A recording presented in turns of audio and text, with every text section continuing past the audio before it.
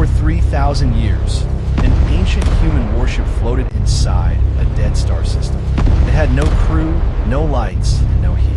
Still, every empire feared it. The ship was larger than a city and covered in black metal that no weapon could damage. Strange symbols ran across its hull, but human scientists could not read them. At its center, one message appeared nearby. Captain required. The Galactic Council sent its best commanders. One by one, they entered the vessel. Each captain faced the same test. A warning filled the command deck. The ship showed an escape pod with one seat. It said the reactor would explode in 60 seconds. Choose, a cold voice said. Save yourself or save your crew. Every captain chose the pod. Every captain was rejected. Some called the test unfair. Others said the warship was broken. After 12 failures, the council prepared to destroy it. Then Captain Elias Ward arrived. He was not famous. He had never won a great battle. His patrol ship carried 22 crew members, and most officers barely knew his name. When Elias entered the bridge, the test began again. Red lights flashed. The walls shook. A young engineer appeared, trapped behind a sealed door. The escape pod opened beside Elias. Reactor failure, the voice said. One life can survive. Elias did not hesitate. He pulled the engineer free, pushed her into the pod, and locked the door outside. The countdown reached 0. Nothing exploded. The ship remained silent. Then power rushed through its systems. Lights awakened across the bridge. Engines thundered, and every fleet received the same message. Captain accepted. Elias looked at the main screen. Something enormous was moving beyond the dead star. The warship had not awakened for him alone. It had awakened because the enemy was coming. The warship moved before Elias gave any order. Its engines lit the dead system with white fire. Across the bridge, screens came alive one by one. Strange maps appeared, showing stars that no modern chart had named. Engineer Mira stood behind Elias. Her hands shook from the test. Why did it choose you? She asked. Elias looked at the captain's chair. I don't know. A deep voice filled the bridge. Answer accepted. The chair turned toward him. Elias sat. The moment his hand touched the armrest, cold light climbed across his skin. Images entered his mind. Burning planets, shattered human fleets, and soldiers fighting an enemy with no face. Then the vision stopped. I am Aegis Eternal, the ship said. Guardian vessel of the first human war. Elias had never heard of that war. Commander Lyra then entered the bridge with armed guards. She aimed her weapon at the ceiling. Disconnect from this machine, she ordered. It may be controlling you. Before Elias could answer, every door slammed shut. A new signal appeared on the main screen. It was coming from deep space. One pulse, then another. The ship answered, far beyond the system. Ancient stations hidden inside, moons began to wake. Their lights formed the same symbol carved into Aegis Eternal's hull. Lyra's face lost its color. What did you activate? Elias stared at the growing map. I didn't activate anything. The ship spoke again. The captain has returned. Defense network awakening. A red mark appeared at the edge of the system. Then 20 more. Enemy ships were entering fast. Aegis Eternal opened sealed weapon ports along its hull, each large enough to swallow a cruiser. Threat identified, it said. Elias leaned forward. Who are they? The answer came in a whisper. The ones who once killed my first captain.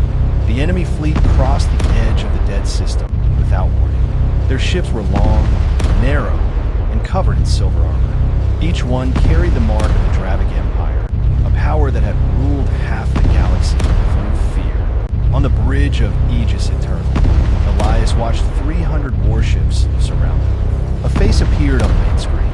Admiral Vorik had red skin, black eyes, and a smile that showed no mercy. Human captain, Vorik said, leave the vessel.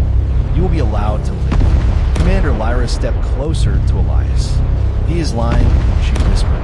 The Dravic never spare witnesses. Elias did not answer Vorik. Instead, he looked at the ship's map. Strange blue lights were moving inside several enemy vessels. Those are life signs, he said. Aegis Eternal replied at once. Human prisoners detected. Total, 812. Elias felt his hands tighten. Vorik smiled wider. Those colonists helped us find this ship. Now, they will protect us from it. The Dravik vessels moved closer, placing the prison ships at the front of their formation.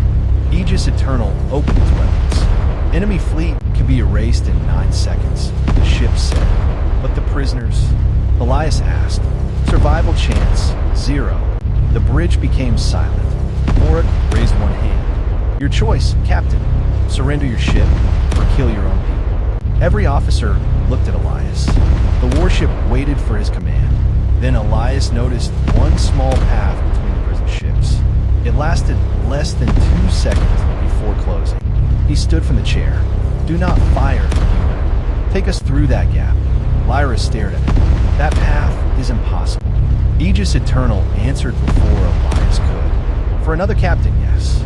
The engines roared, and the ancient warship charged straight into the enemy fleet. Aegis Eternal entered the narrow gap at impossible speed. Enemy fire filled the darkness. Red beams struck its black armor, but the ancient ship did not slow down. It turned between the prison vessels with only meters to spare. Inside the bridge, alarms screamed. Damage to the outer shield, Mira reported. Elias kept his eyes on the map. Target only their weapons and engines, he ordered. Aegis Eternal answered in a cold voice. That choice lowers victory chance to 12%. Then make 12% enough. Small blue beams fired from the human warship. They cut through Dravik cannons, engines, and control towers. One enemy ship after another lost power. Not one prison vessel was destroyed. Admiral Vorik's face appeared again. You are weak, he said. A real commander would destroy us all. Elias leaned closer to the screen. A real commander does not hide behind prisoners. Vorik's smile disappeared. Suddenly, the prison ships changed position. They formed a wall around his command vessel. Lyra studied the pattern. He is using them as armor. Elias looked at Mira. Can a small team enter his ship? Mira nodded slowly. Only if Aegis takes the enemy fire for us. The ancient warship spoke at once. Risk to Captain, extreme. Elias stood. Open the launch bay. A rescue shuttle left Aegis Eternal, while the great warship moved between it and the enemy guns. Explosions shook the bridge. Parts of the ceiling fell, but the ship held its position. Minutes later, the rescue team reached Vorik's vessel. Then a new warning appeared. A giant weapon was charging beneath the enemy ship. Its target was not Aegis Eternal. Its target was Earth. The ancient voice became quiet. Planet-killing weapon detected. Elias stared at the countdown. Can we stop it? Aegis Eternal paused. Yes, and it gave the price. This ship will not survive. The countdown dropped below 5 minutes. Aegis Eternal showed the truth on the main screen. The only way to stop the planet-killing weapon was to fly directly into its energy core. No normal ship could survive the impact. Commander Lyra looked at Elias. We can still escape, she said. Earth has defense fleets. They will not stop that weapon, Elias replied. The rescue team had freed most of the prisoners, but they were still trapped inside enemy space. Aegis Eternal could protect them or destroy the weapon. It could not do both. Elias made his choice. Send every escape pod to the prison ships, he ordered. Help them leave the system. Mira stepped forward. And what about you? I will guide Aegis. The crew refused to move. Elias entered the captain's command code. The bridge doors opened, and the ship's security units forced everyone toward the escape bay. Lyra fought against them. You do not have to die alone. Elias looked at her through the closing door. The captain leaves last. The escape pods launched. Soon, Elias stood alone on the dark bridge. For the first time, Aegis Eternal did not sound cold. Your survival chance is less than 1%. That is still not 0, Elias said. The ship became silent. Then a hidden section opened beneath the captain's chair. Inside was a circle of white light. Neural command system available, Aegis said. Connection may save the vessel. What is the cost? Your memories, your name, everything that makes you Elias Ward. The enemy weapon reached 90% power. Elias placed his hand inside the light. Do it. Pain filled his mind. His childhood disappeared first, then the faces of his family began to fade. But as his memories vanished, every weapon on Aegis Eternal awakened. Across the galaxy, ancient human stations answered. And for the first time in thousands of years, the full human defense network opened its eyes. The ancient defense network came alive across the galaxy. Hidden weapons opened beneath dead worlds. Silent stations rose from empty planets. Thousands of blue lights appeared on Aegis Eternal's map. Admiral Vorik stared at them in fear. "What have you done?"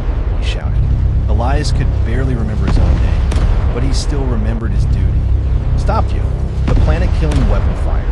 A beam of burning energy raced toward Earth. Aegis Eternal moved in front of it. For one terrible second, the whole ship vanished inside the light. Commander Lyra watched from an escape pod.